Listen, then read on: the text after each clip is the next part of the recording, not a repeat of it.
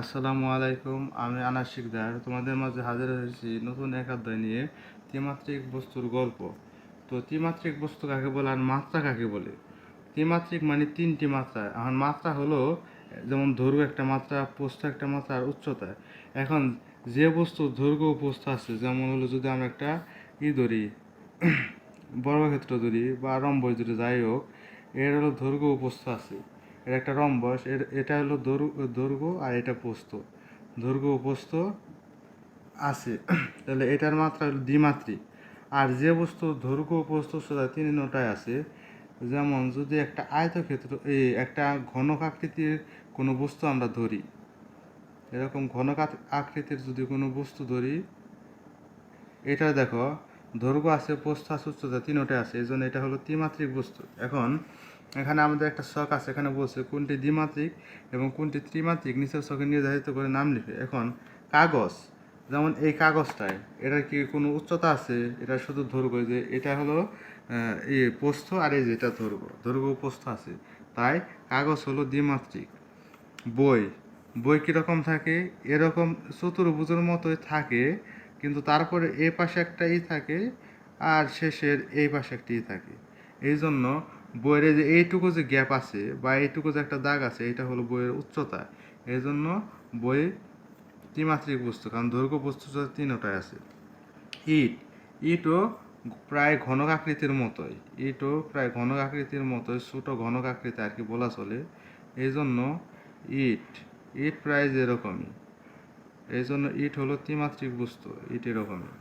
তারপর হলো পতাকা, পতাকা হচ্ছে কাগজের মতো, দৈর্ঘ্য প্রস্থ আছে, এই জন্য পতাকা দ্বিমাত্রিক বস্তু। আর টিস্যু বক্স তো প্রায় আয়তক্ষেত্রই, আয়তকার ঘনবস্তুই, কারণ টিস্যু বক্স যে এটার মতো দেখতে, এই জন্য টিস্যু বক্স একটি ত্রিমাত্রিক বস্তু। এখন দিছে একক কাজ দিছে তোমাদের বইয়ে একটা, এই জায়গায় বলা আছে নিকট পরিবেশে পাওয়া যায় এরূপ কমপক্ষে 10টি দ্বিমাত্রিক ও ত্রিমাত্রিক জ্যামিতিক আকৃতির বস্তুর নাম সহ ক্লাসে নিয়ে আসবে। এখন আমাদের নিকট যেগুলো পাওয়া যায় সেগুলো একটা তালিকা আমি করেছি। দেখো, সর্বপ্রথম যেটা আমরা খুব বেশি চালিয়ে থাকি, স্মার্টফোন। এটা হলো ত্রিমাত্রিক। কেন ত্রিমাত্রিক? স্মার্টফোনের একটা পুরুত্ব বা উচ্চতা আছে আর দৈর্ঘ্য প্রস্থতা আছে, এই জন্য এটা ত্রিমাত্রিক। সোফা, যেমন আমরা যে সোফায় বসি, সোফা, চেয়ার, এর দৈর্ঘ্য আছে, প্রস্থ আছে এবং উচ্চতা আছে, এই জন্য এটাও ত্রিমাত্রিক। খাটও সেম জিনিস, দৈর্ঘ্য প্রস্থ, আর খাটের যে নকশাটা থাকে ওটা আসলে উচ্চতা, এই জন্য খাট ত্রিমাত্রিক। টিভিও ত্রিমাত্রিক, কারণ টিভির উচ্চতা আছে, দৈর্ঘ্য প্রস্থতা আছে। ফ্রিজ ও টিভির মতো একটা পুরো অংশ থাকে, এই জন্য ফ্রিজ ও ত্রিমাত্রিক, দৈর্ঘ্য প্রস্থ উচ্চতা তিনটা আছে। তারপরে গাছও ত্রিমাত্রিক, গাছের উচ্চতা আছে, এটা তো আমরা জানি, এছাড়াও দৈর্ঘ্য আছে, প্রস্থ আছে। গাড়িও ত্রিমাত্রিক, গাড়ির যে চাকার উপরে যে অংশটুকু, এটা হলো গাড়ির উচ্চতা, এই জন্য গাড়ির দৈর্ঘ্য প্রস্থতা আছে, এই জন্য গাড়ির ত্রিমাত্রিক। কাপড় কিন্তু দ্বিমাত্রিক, কাপড়ের কিন্তু কোনো পুরুত্ব নেই। আমরা নাকি এটা ভুল করতে পারি যে কাপড়ের পুরুত্ব আসলে কাপড়ের ওটা পুরুত্ব না, দৈর্ঘ্য প্রস্থ আসলে দিতে যে কাপড়ের যে সুতার থিকনেস, এটা আসলে, এই জন্য কাপড় দ্বিমাত্রিক। খেলার মাঠও দ্বিমাত্রিক, কারণ খেলার মাঠের আমরা যে ক্ষেত্রফল বের করি, ক্ষেত্রফল আসলে দ্বিমাত্রিক। আর যদি আয়তন বের করতে যায়, আয়তন ত্রিমাত্রিক। তারপর টাকার নোট তো কাগজই, এই জন্য এটা দ্বিমাত্রিক। এখন আরেকটা সারণী দেওয়া আছে তোমাদের বই, এই জায়গায় বলা আছে নিচের সারণীটি পূরণ করো। এ জায়গায় ছবি দেওয়া আছে, যেমন প্রথমে দেওয়া আছে বইয়ের ছবি তো আমরা আগে আঁকলাম, তো আবারও আঁকি। এই যে এরকম বইগুলো আর কি, আর এই যে জায়গায় যেরকম থাকে। আচ্ছা, একটা বই, আমার বইয়ের কি বলছে, বাহু কয়টা? বাহু মানে কতগুলো আসলে যেরকম আছে, যেরকম দাগ আছে, যেমন 1টা 2টা 3টা 4টা 5টা 6টা 7টা 8টা 9টা 10টা, আর এই যে জায়গা আছে 2টা 11 12, তাহলে বইয়ের বাহু হলো 12টি।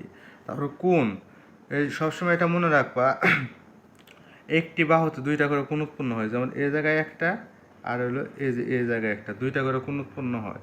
এই জন্য বাহু যতগুলো থাকবে কোণ তার দ্বিগুণ থাকবে, তাই কোণ 24টি। তল, তল মানে এই যে থিকনেস বা মানে আর কি, তল মানে উচ্চতার মতো জিনিসটা।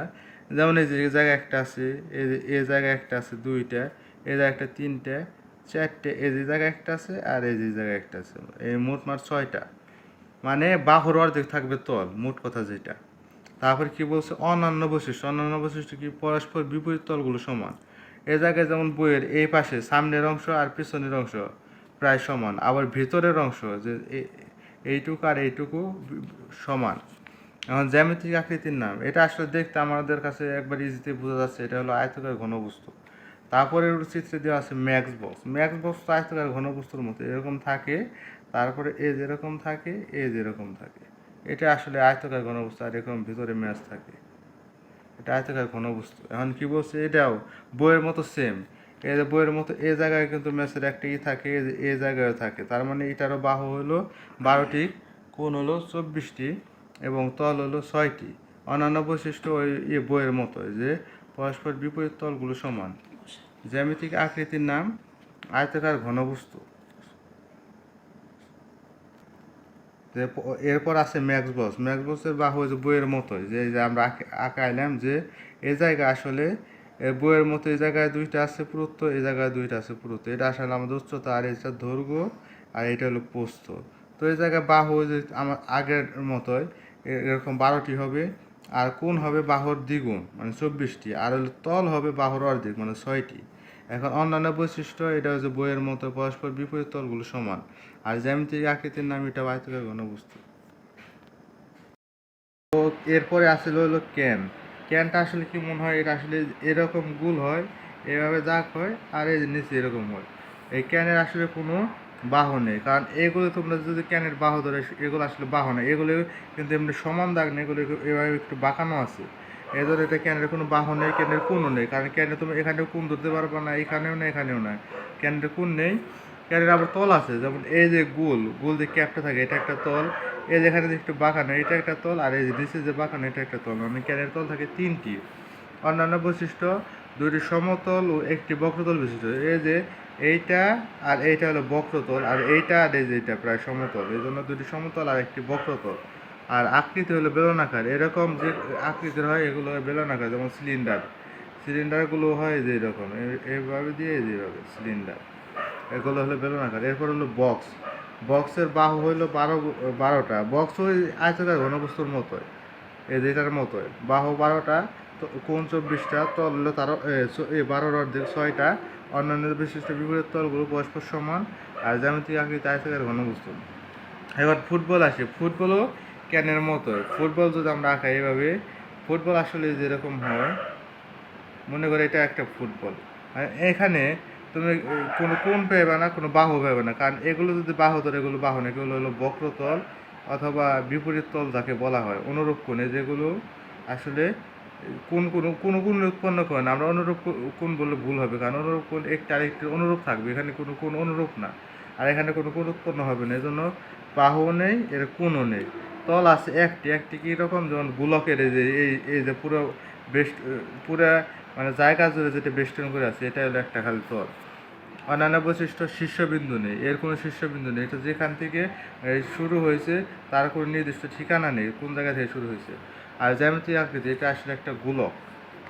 নিচে আসে আজকে যে আয়তাকার ঘনবস্তুর ক্ষেত্রে কিছু আমাদের সূত্র আছে, আর আছে হলো ঘনকের ক্ষেত্রে কিছু সূত্র আছে। এখন আয়তাকার ঘনবস্তুর ক্ষেত্রে আয়তনের সূত্র হলো দৈর্ঘ্য গুণ প্রস্থ গুণ উচ্চতা, মানে এ দৈর্ঘ্য হলো এ, প্রস্থ হলো বি, উচ্চতা হলো সি, তার মানে এ গুণ বি গুণ সি সমান হলো এবিসি। আর সমগ্র তলের ক্ষেত্রফল 2 ইন্টু দৈর্ঘ্য গুণ প্রস্থ যোগ হলো প্রস্থ গুণ উচ্চতা যোগ হলো উচ্চতা গুণ হলো দৈর্ঘ্য, তার মানে 2 into a b plus b c plus c. আর কর্ণের দৈর্ঘ্য √a square plus b square plus c square, মানে দৈর্ঘ্যের স্কোয়ার প্লাস প্রস্থের স্কোয়ার প্লাস হলো উচ্চতার স্কোয়ার, তার উপরে রুট। তারপর আছে ঘনকের ক্ষেত্রে, ঘনকের ক্ষেত্রে আয়তন সমান হলো a কিউব, ঘনকের সমগ্র তলের ক্ষেত্রফলের সূত্র হলো 6a স্কোয়ার। এখন কিছু বাস্তব সমস্যা দেখে নেই। প্রথমে আসছে একটি ঘন আকৃতির বস্তু যার 6 সেন্টিমিটার, বস্তুটির সমগ্র তলের ক্ষেত্রফল, এই যে ঘনকের সমগ্র তলের ক্ষেত্রফলের সূত্র হলো এটা। তো আমরা প্রথমে লিখব, দেওয়া আছে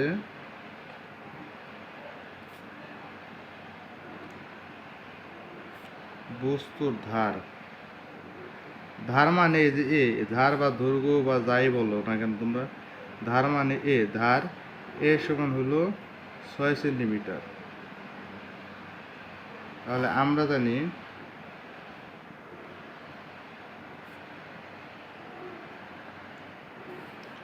ঘনকের সমগ্র তলের ক্ষেত্রফল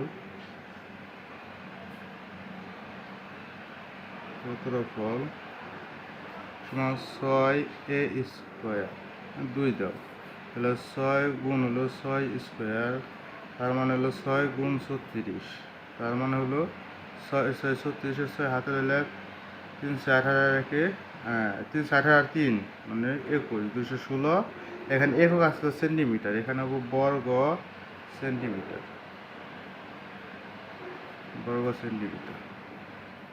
2 নম্বরটা আসি, একটি আয়তাকার ঘনবস্তুর দৈর্ঘ্য বস্তু উচ্চতা 25 সেন্টিমিটার, 20 সেন্টিমিটার, 15 সেন্টিমিটার এই সমগ্রতলের ক্ষেত্রফল নির্ণয় করো।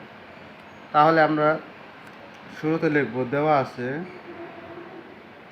এখানে আবার খেয়াল করে তোমরা, এখানে আছে আয়তাকার ঘনবস্তু, আগেরটা ছিল ঘনক, দেওয়া আছে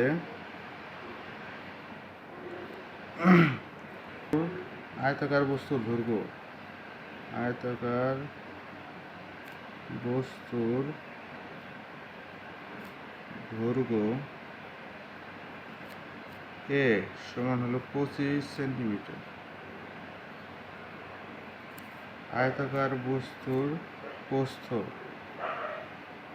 প্রস্থ বি সমান হলো 20 সেন্টিমিটার, আয়তাকার বস্তুর উচ্চতা সি সমান হলো 15 সেন্টিমিটার। তাহলে সমগ্রতলের ক্ষেত্রফল হবে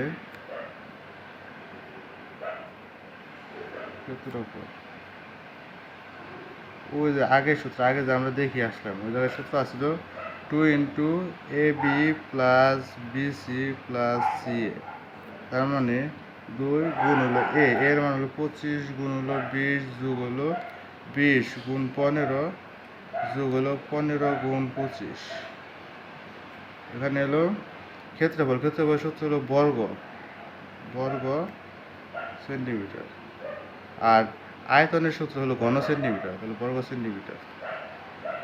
তো আমরা ক্যালকুলেশন করে পাই 2 ইন্টু, তাহলে এ হলো 25 গুণ 20 যোগ হলো 20 গুণ 15 প্লাস 15 গুণ 20, তাহলে 2 গুণ 25 আর 20 গুণ করলে হয় 500, 20 আর 15 যোগ 20 আর 15 গুণ করলে হয় 300, যোগ 15 আর 25 গুণ করলে হয় 375, তাহলে মোট আমরা 2 দ্বারা এর পুরোটা যোগ করে গুণ করে পাই 2 দ্বারা 2350 বর্গ সেন্টিমিটার। তো 3 নম্বর অঙ্কতে আসি, বন্ধু জন্মদিনে বন্ধুকে একটি উপহার দিতে চাও, সেই জন্য একটি উপহার কিনলে উপহারটি একটি 12 সেন্টিমিটার ধরে ঘনক আকৃতির বাক্সে রাখা আছে। বাক্সটিকে রঙিন কাগজ দ্বারা মুড়াতে হলে কমপক্ষে কী পরিমাণ রঙিন কাগজের প্রয়োজন হবে? তাহলে দেওয়া আছে আসলে এখানে আমাদের প্রশ্নে চেয়েছে হলো ঘনকের আয়তন সমগ্রতলের, এইটা চাইছে আসলে মানে ঘনকের আয়তন বলতে ঘনকের সমগ্রতলের ক্ষেত্রফলটা চাইছে, যে 6a স্কয়ার, এই সূত্রটা চেয়েছে, মানে পুরোটা আমাদের কাগজ দ্বারা মুড়াতে হবে, মানে ঘনকের আয়তন বলতে ঘনকের সমগ্রতলের ক্ষেত্রফলটা চাইছে, যে 6a স্কয়ার, এই সূত্রটা চেয়েছে, মানে পুরোটা আমাদের কাগজ দ্বারা মুড়াতে হবে, তার মানে সমগ্রতলের ক্ষেত্রফল লাগবে। তাহলে দেওয়া আছে ঘনকের, এটা ধরো ধারে ধরে নাও, ঘনকের ধার এ সমান হলো কত দেওয়া আছে 12 সেন্টিমিটার, তাহলে ঘনকের সমগ্র তলের ক্ষেত্রফল সমান 6a square, 6 into 12 square, 12 square করলে হয় 144, উত্তর হবে এই একক হবে বর্গ সেন্টিমিটার, ক্ষেত্রফলের একক সেন্টিমিটার, আর আয়তকার মানে ঘনকের একক আসলে ঘনমিটার, মানে আয়তনের একক ঘনমিটার আর ক্ষেত্রফলের একক সেন্টিমিটার। তো এটাকে করি, 4 6 24 4 হাতের 2, 4 6 24 আছে 26 6 হাতের হলো 2, 6 6 আর 2 8, 864 বর্গ সেন্টিমিটার। তো আজকের ভিডিও এস পর্যন্ত, সবাই ভালো থাকবে, আসসালামু আলাইকুম।